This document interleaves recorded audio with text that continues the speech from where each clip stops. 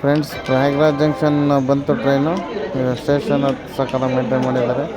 ಇಲ್ಲಿಂದ ಆಟೋದಲ್ಲಿ ಹೋಗ್ಬೇಕು. ಅಲ್ಲಿ ಫುಲ್ಲು ನಿಮಗೆ ಸಂಗಮ ಹತ್ರ ಬಿಡಲ್ಲ, ಸುಮ್ಮನೆ ದುಡ್ಡು ಕಿತ್ಕೊಂತಾರೆ ಅಷ್ಟೇ. ಯಾಕಂದರೆ ನನ್ನ ಎಕ್ಸ್ಪೀರಿಯೆನ್ಸ್ ಹೇಳ್ತಾಯಿದ್ದೀನಿ. Finally welcome to Prayagraj.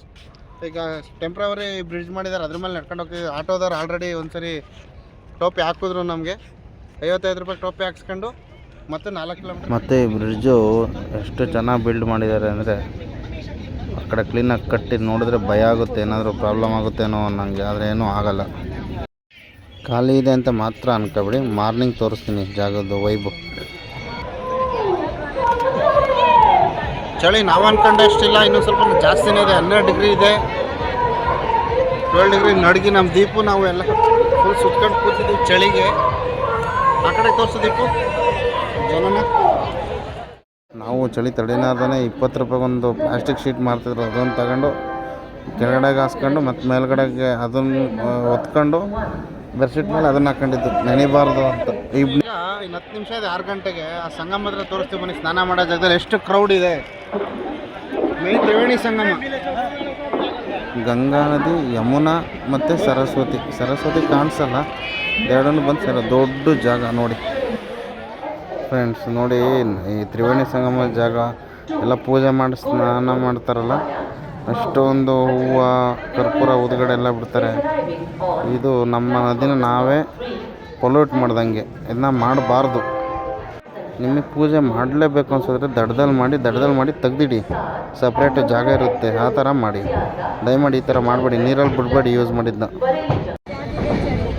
ಇಲ್ಲೇ ಪಕ್ಕದಲ್ಲೇ ವಾಶ್ರೂಮ್ ಇರುತ್ತೆ, ಅದನ್ನು ಯೂಸ್ ಮಾಡ್ಬೋದು. ಚೆನ್ನಾಗಿದೆ ವಾಶ್ರೂಮ್ಸು, ಲಾರ್ಜ್ ನಂಬರ್ ವಾಶ್ರೂಮ್ಗಳಿದ್ದಾವೆ.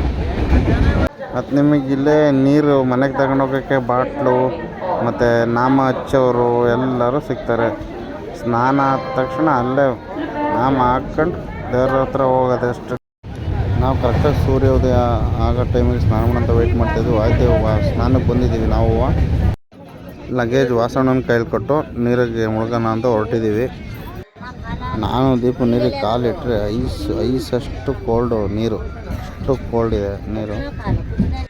ಅಷ್ಟು ಜನ ಎಷ್ಟೊಂದು ಗಲೀಜು ಮಾಡಿದ್ರು, ನೀರಂತೂ ಪ್ಯೂರ್ಲಿ ಸೂಪರ್ ಆಗಿದೆ. ಯಾಕಂದರೆ ಅಷ್ಟೊಂದು ನೀರು ಹರಿಯುತ್ತಾರೆ.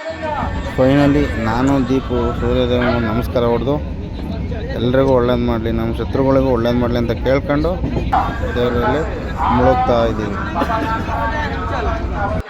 ದೀಪನು ನಾನು ಅದೇ ಥರ ಬೇಡ್ಕೊಂಡೋಣ ಅಂತ ಅಂದ. ಆಮೇಲೆ ಕೇಳಿದ್ರೆ ಆಗಲಿ ಅಂತ ಫೈನಲಿ ದೇವರಲ್ಲಿ ಕೈ ಮುಗಿ ಮುಳುಗೇಬಿಟ್ಟು ನಮ್ಮ ಹಿರಿಯವ್ರಿಗೂ ಒಳ್ಳೇದಾಗಲಿ ಅಂತ ಹೇಳಿ ಒಂದು ಎಕ್ಸ್ಟ್ರಾ 3 ಸರಿ ಮುಳುಗಿ ಫೈನಲಿ ಮತ್ತೆ ಮನೆಗೊಂದು ಸ್ವಲ್ಪ ತೀರ್ಥ ತಗೊಂಡೋಗೋಣ. ತ್ರಿವೇಣಿ ಸಂಗಮ ಹತ್ರ ಚಿಕ್ಕ ಬಾಟ್ಲಿ ತುಂಬಿಸ್ಕೊಂಡು ನಾನು ನಮ್ಮ ದೀಪು ಅವರು ಮನೆ ತಗೊಂಡು ವಾಸವ್ರನ್ನ ಸ್ನಾನಕ್ಕೆ ಕಳ್ಸೋಕ್ಕೆ ಅಂತ ಬಂದು, ಹಂಗೆ ವಾಸಣ್ಣವ್ರಿಗೆ ಬರೋತ್ತಿಗೆ ಒಂದು ಕೆಲಸನೂ ಕೊಟ್ಟು ಬಂದಿದ್ದು, ಮೊನಾಲಿಸನ್ನ ಹುಡುಕು ಅಂತ. ಯಾಕಂದರೆ ನಮ್ಮ ಹಾಸನ ಪಪ್ಪಿ ಅಣ್ಣ ಮತ್ತು ಗಾಂಧಿಯವರು ಅವ್ರ ಹತ್ರನೇ ಮಣಿ ತಗೊಬನ್ನಿ ಅಂತ ಅಂದಿದ್ರು. ಅದಕ್ಕೆ ಹುಡುಕಿ ಅಂತ ಹೇಳಿ ಬಂದಿದ್ದು. ಅವ್ರು ಹುಡುಕಿಲ್ಲ, ಆದರೆ ನಾವು ಹೋದ್ರೂ ಬನ್ನಿ ವಾಸಣ್ಣವ್ರನ್ನ ಕಳ್ಸೋಣ ಸ್ನಾನಕ್ಕೆ. ಟೈಮ್ ಆಗುತ್ತೆ, ಹುಡುಕಿದ್ದು ಸಾಕು. ಸ್ನಾನ ಮುಗಿಸಿ ಈ ಗೆಟಪ್ಪಿಗೆ ಬಂದವು.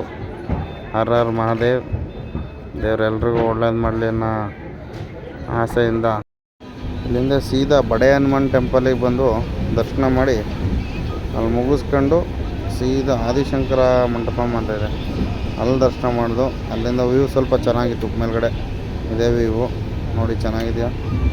ನಮ್ಮ ಫೋನ್ ಸ್ವಲ್ಪ ಕ್ಲಾರಿಟಿ ಇಲ್ಲ, ಹಳೆ ಫೋನ್ಗಳು ಇರೋದ್ರಲ್ಲಿ.